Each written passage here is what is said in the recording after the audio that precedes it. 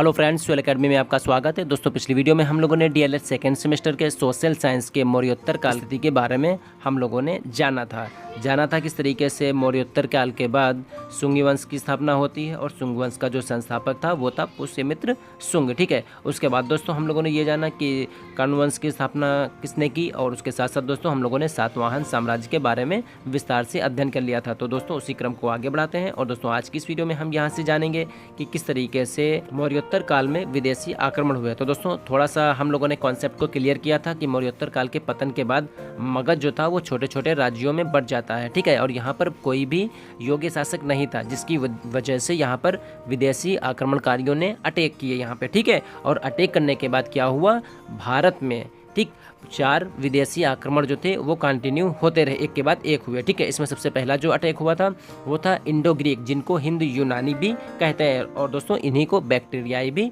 कहा जाता है। फिर उसके बाद दोस्तों शक जो थे उन लोगों ने अटैक किया, फिर उसके बाद पल्लव, और उसके बाद दोस्तों अंत में कुषाण जो लोग थे, ठीक है, तो उन लोगों ने भारत पर अटैक किए। तो दोस्तों उसी क्रम को आगे बढ़ाते हैं और दोस्तों आज की इस वीडियो में हम लोग यहाँ से सबसे पहले जानेंगे इंडो ग्रीक शासन के बारे में। ठीक है, और जानेंगे किस तरीके से उनका साम्राज्य विस्तार होता है। ठीक है, तो दोस्तों जिन लोगों ने अभी तक हमारे चैनल सोयल अकेडमी को सब्सक्राइब नहीं किया, चैनल को जरूर सब्सक्राइब कर लें, बेल आइकन को प्रेस कर लें, जिससे हमारी वीडियो की नोटिफिकेशन आपको सबसे पहले पहुंचे। दोस्तों वीडियो को लाइक और अपने दोस्तों में ज़्यादा से ज़्यादा शेयर करें। तो दोस्तों यहाँ से हम शुरू करेंगे इंडो ग्रीक यानी हिंद यूनानी शासकों के बारे में। इनको और भी क्या कहते हैं, इनको और कहा जाता है बैक्टीरियाई। ठीक है, याद रखिएगा दोस्तों, एग्जाम में ये क्वेश्चन बहुत ही पूछा जाता है। ठीक है, तो मौर्योत्तर काल में यूनानी, जिनको बैक्टीरिया का जो ये बैक्टीरियाई क्षेत्र था, ठीक है, यानी ये हिंदुकुश पर्वत के पश्चिम से भारत आए थे। ठीक है, यानी भारत आने का जो एक मार्ग था वो था पश्चिम एरिया, वहाँ से ये क्या हुए, हिंदुकुश पर्वत के पश्चिम से ये आते हैं भारत। ठीक है, मौर्योत्तर काल में भारत पर आक्रमण करने वाला पहला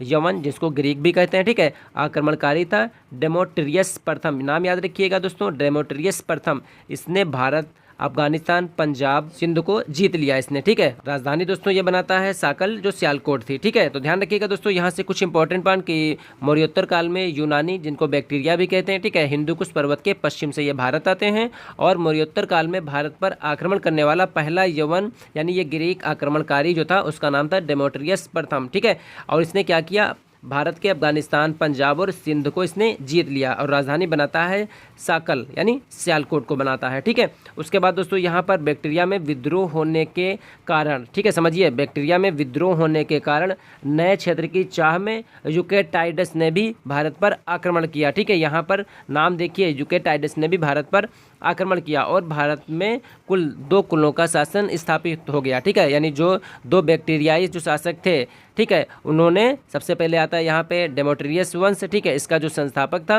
वो था डेमोट्रियस प्रथम। ठीक है, राजधानी क्या बनाया, राजधानी बनाता है साकल यानी सियालकोट को। ठीक है, उसके बाद दोस्तों दूसरा जो यहाँ पे वंश या साम्राज्य था वो था यूकेटाइडस का। ठीक है, तो इसका जो संस्थापक था ये था यूकेटाइडस। ठीक है, इसकी राजधानी थी दोस्तों तक्षशिला थी। ठीक है, तो दोस्तों ये तक्षशिला और सियालकोट देखिए भारत के पश्चिमी क्षेत्र में यानी अफगानिस्तान क्षेत्र में ये थे। ठीक है, उस समय अफगानिस्तान वगैरह क्या थे, ये भारत के अंतर्गत ही थे। ठीक है, उसके बाद दोस्तों यहाँ पर थोड़ा सा आगे देखते हैं कि डेमोट्रियस वंश का सबसे जो प्रतापी शासक था वो था मिनांडर। ठीक है, इसको बौद्ध साहित्य में मिलिंद कहा गया। नाम दोस्तों याद रखिएगा, बौद्ध साहित्य में किसको मिलिंद कहा गया, ये मिनांडर को कहा गया। ठीक है, उसके बाद दोस्तों यहाँ से आता है कि बौद्ध ग्रंथ में मिलिंद पन्हों में, ठीक है, यानी एक बौद्ध ग्रंथ है उसका नाम है मिलिंद पन्हों, इसमें मिनांडर के बौद्ध भिक्षु नागसेन के साथ वाद विवाद के बाद बौद्ध धर्म का अनुयायी बनने की कथा है। ठीक है, यानी एक बौद्ध ग्रंथ है उसका नाम है मिलिंद पन्हों। ठीक, इसमें क्या है, इसमें मिलिंद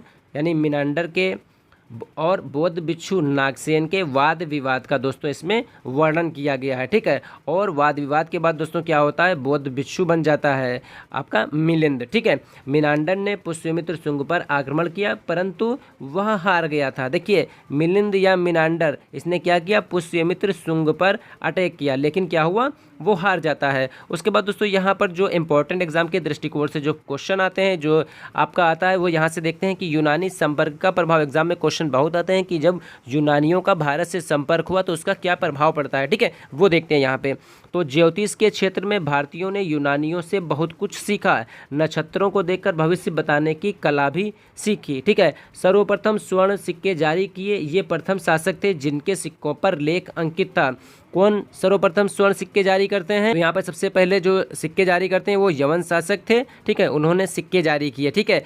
क्या उनसे सिक्के थे? वो थे सिक्के, ठीक है, स्वर्ण के सिक्के थे, और जिनके सिक्कों पर दोस्तों लेख यानी कोई ना कुछ लेख लिखा होता था। इनके सिक्के से काल और राजा के बारे में निश्चित जानकारी हमें प्राप्त हो जाती है, ठीक है। सिक्कों की एक तरफ राजाओं का नाम और दूसरी तरफ देवता या अन्य चिन्हों की आकृति दोस्तों होती थी। यूनानियों ने भारतीय धर्म को अपनाया, ठीक है। गांधार कला के विकास में योगदान हुआ, ठीक है, और गांधार कला को कहते हैं हेलेनिस्टिक आर्ट भी कहते हैं, ठीक। उसके बाद नाटक में पर्दा प्रथा प्रचलन भारतीयों ने यूनानियों से सीखा। उसके बाद दोस्तों यहाँ पर आते हैं शकों के बारे में देखते हैं कि यूनानियों के बाद शक मध्य एशिया से भारत आए। शकों की 5 शाखाएं थी, जिनमें सबसे प्रसिद्ध वो पश्चिमी शाखा थी, ठीक है।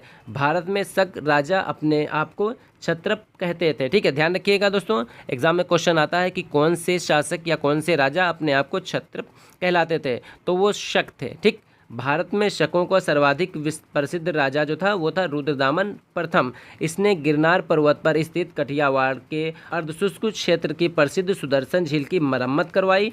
इस झील का निर्माण मौर्य काल में हुआ था। चंद्रगुप्त मौर्य के द्वारा इसका निर्माण हुआ, ठीक। समझिए यहाँ पे क्या था कि भारत में शकों का सर्वाधिक प्रसिद्ध जो राजा था वो था रुद्रदामन प्रथम, ठीक है। इसने क्या किया, गिरनार पर्वत पर स्थित कठियावाड़ के अर्ध शुष्क क्षेत्र की एक प्रसिद्ध झील थी, उसका नाम था सुदर्शन झील, ठीक है। इसकी उसने मरम्मत करवाई। और इस झील का निर्माण किसने करवाया था? तो इस झील का जो निर्माण था वो मौर्य काल में हुआ था। चंद्रगुप्त मौर्य के द्वारा दोस्तों इस सुदर्शन झील का निर्माण करवाया गया, ठीक है। तो इंपॉर्टेंट दोस्तों सभी पॉइंट हैं, आप इनको अच्छे से नोट्स बनाते हुए कंटिन्यू चलते रहिए, ठीक है। उसके बाद यहाँ पर आता है कि रुद्रदामन संस्कृत का बड़ा प्रेमी था। सबसे पहले उसने ही विशुद्ध संस्कृत भाषा में लंबा अभिलेख लिखवाया, ठीक है, जो जूनागढ़ अभिलेख के नाम से जाना जाता है, ठीक है। समझिए, विशुद्ध संस्कृत भाषा में सबसे लंबा अभिलेख जो जूनागढ़ अभिलेख था उसे किसने जारी करवाया? तो उसको रुद्रदामन ने जारी किया, ठीक। ये संस्कृत भाषा का प्रथम अभिलेख है। इस वंश का अंतिम शासक रुद्र सिंह तृतीय था, जिसे गुप्त शासक चंद्रगुप्त द्वितीय ने पराजित कर दिया और विक्रमादित्य की उपाधि धारण की, ठीक है। यानी आगे जब हम लोग गुप्त साम्राज्य में चंद्रगुप्त विक्रमादित्य या चंद्रगुप्त द्वितीय के बारे में पढ़ेंगे, तो इस चंद्रगुप्त द्वितीय ने क्या किया था, जो अंतिम शासक था यहाँ पर रुद्र सिंह तृतीय, ठीक है, इसको हरा दिया और विक्रमादित्य की उपाधि धारण कर ली यहाँ पे, ठीक है। तो ये शक राजा यहाँ पर था ये, ठीक है। उसके बाद दोस्तों आगे देखते हैं ये पल्लव। तो पल्लव यानी पर्थियन जो थे मध्य एशिया में ईरान से भारत आए थे। प्रथम शासक भारत में मिड्रिटेटस था, ठीक है, जबकि सबसे महत्वपूर्ण जो शासक था वो था गोंडो फर्निस था। इसी के शासनकाल में ईसाई धर्म प्रचारक सेंट थॉमस भारत आया और भारत आने वाला वह पहला ईसाई धर्म प्रचारक था। उसके बाद दोस्तों यहाँ पर हम लोग कुषाण वंश के बारे में अध्ययन करेंगे यहाँ पे, ठीक है। तो कुषाण मध्य एशिया में पश्चिम चीन के यूची जाति के थे, ठीक है। लगभग 165 ईसा पूर्व में पश्चिमी चीन से ये खदेड़े जाने के बाद उनकी एक शाखा अफगानिस्तान यानी ये बैक्टीरिया था यहाँ चली आई, ठीक, जबकि दूसरी शाखा तिब्बत आ गई। इसी दूसरी शाखा ने भारत पर आक्रमण किया, ठीक है। इसका जो संस्थापक था वो था कुजल किटफिशेस। नाम दोस्तों याद रखिएगा, एग्जाम में बहुत अच्छा आता है कि कुषाण वंश का संस्थापक कौन था। तो कुषाण वंश का जो संस्थापक था वो था कुजल किटफिशेस, ठीक है। इसके बाद अगला शासक विम किटफिशेस, इसे कुषाण का वास्तविक संस्थापक माना जाता है, ठीक है। यानी कुषाण साम्राज्य का जो वास्तविक संस्थापक था वो था विम किटफिशेस को माना जाता है। इसने भारत के गांधार, पंजाब व मथुरा क्षेत्रों पर आक्रमण करके उसे अपने अधीन कर लिया था, ठीक है। ये शैव मत को मानने वाला था, यानी शैव धर्म का मानने वाला था ये। इसने तांबे की मुद्रा पर एक तरफ शिव, नंदी और त्रिशूल तथा दूसरी तरफ महेश्वरा शब्द अंकित करवाया था, ठीक है। महेश्वर की उपाधि इसने धारण की थी। भारत में सर्वप्रथम सोने के सिक्के विम किटफिशेस ने ही चलाए थे, ठीक है। उसके बाद दोस्तों यहाँ पर हम कनिष्क के बारे में पढ़ेंगे। तो ये सर्वाधिक प्रसिद्ध कुषाण शासक था। कनिष्क ने 78 ईस्वी में अपना राज्याभिषेक करवाया, ठीक है। इसी के उपलक्ष्य में कनिष्क ने शक संवत शुरू किया। आज भी ये संवत भारत सरकार द्वारा प्रयोग में लाया जाता है। ध्यान रखिएगा दोस्तों, वेरी इंपॉर्टेंट पॉइंट है यहाँ पे कि कुषाण वंश का सबसे प्रसिद्ध शासक कौन था, तो वो कनिष्क था। और कनिष्क ने 78 ईस्वी में अपना राज्याभिषेक करवाया। इसी राज्याभिषेक के उपलक्ष्य में उसने एक शक संवत शुरू किया। आज भी संवत, ये जो संवत था ये भारत सरकार के द्वारा प्रयोग में लाया जाता है, ठीक है। कनिष्क की जो प्रथम राजधानी थी वो थी पेशावर, जिसको पुरुषपुर कहते हैं, और दूसरी थी राजधानी मथुरा। ध्यान रखिएगा दोस्तों, एग्जाम में क्वेश्चन बहुत आता है। कनिष्क की पहली राजधानी कौन थी? तो पुरुषपुर यानी पेशावर थी, और दूसरी इसकी जो राजधानी थी वो थी मथुरा। ठीक है, कनिष्क के समय में चौथी बौद्ध संगति का आयोजन हुआ था। ठीक है, यानी 4 बौद्ध संगतियाँ हुई, तो यहाँ पे जो कनिष्क है इसके समय में चौथी बौद्ध संगति का आयोजन होता है दोस्तों। ठीक है, और इसी के समय बौद्ध धर्म हीनयान और महायान में बढ़ गया। यानी जब चौथी बौद्ध संगति होती है तो उसमें बौद्ध जो धर्म था वो 2 पार्टों में डिवाइड हो जाता है, एक हीनयान और दूसरा था महायान। ठीक है, बौद्ध धर्म को मुक्त हृदय से संपोषण और संरक्षण इसने किया। ये बौद्ध धर्म का महायान शाखा का अनुयायी था। सर्वाधिक शुद्ध सोने के सिक्के कनिष्क के शासनकाल में जारी किए गए, क्योंकि उस समय हिंदुकुश पर्वत के पास सोने की खानों का पता चला था। जब सोने की खानों का पता चला तो जो मुद्रा थी वो ज़्यादातर सोने की ही चालू कर दी गई, यानी सिक्के वगैरह थे वो सब सोने के ही चालू कर दिए गए। ठीक है, कनिष्क के दरबार के दोस्तों विद्वान, उसमें पार्श्व था, वसुमित्र था, अश्वघोष था, ठीक है, नागार्जुन तथा चरक थे।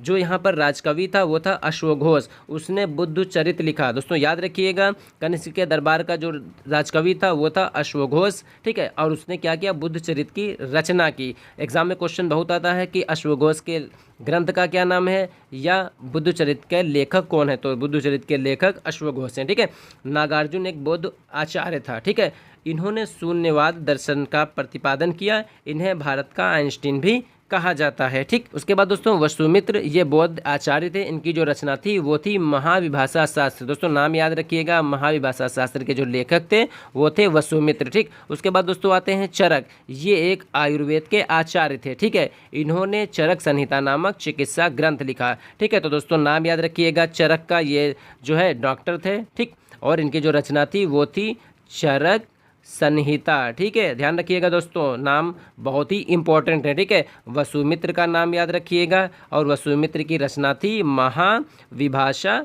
शास्त्र। ठीक है, तो दोस्तों सारे के सारे जितने भी पॉइंट हैं ये वेरी वेरी इंपॉर्टेंट है। ठीक है, तो दोस्तों आज की इस वीडियो में फिलहाल यहीं तक हम लोग कवर करेंगे। बाकी जो बचे हुए हमारे पॉइंट हैं जिसमें हम लोग अब सीधा सा गुप्त साम्राज्य के बारे में पढ़ेंगे, जानेंगे कि किस तरीके से गुप्त साम्राज्य की स्थापना होती है, गुप्त साम्राज्य का संस्थापक कौन होता है। हम लोग श्रीगुप्त के बारे में, समुद्रगुप्त के बारे में, चंद्रगुप्त, विक्रमादित्य के बारे में विस्तार से नेक्स्ट वीडियो में अध्ययन करेंगे। तब तक के लिए दोस्तों जिन लोगों ने अभी तक हमारे चैनल सुहेल अकेडमी को सब्सक्राइब नहीं किया, चैनल को जरूर सब्सक्राइब कर लें, बेल आइकन को प्रेस कर लें, जिससे हमारी वीडियो की नोटिफिकेशन आपको सबसे पहले पहुंचे। दोस्तों वीडियो को लाइक और अपने दोस्तों में ज़्यादा से ज़्यादा शेयर करें। मिलते हैं दोस्तों बहुत ही जल्द नेक्स्ट वीडियो में। तब तक के लिए दोस्तों अपना ख्याल रखिए और अपनी स्टडी को कंटिन्यू जारी रखिए।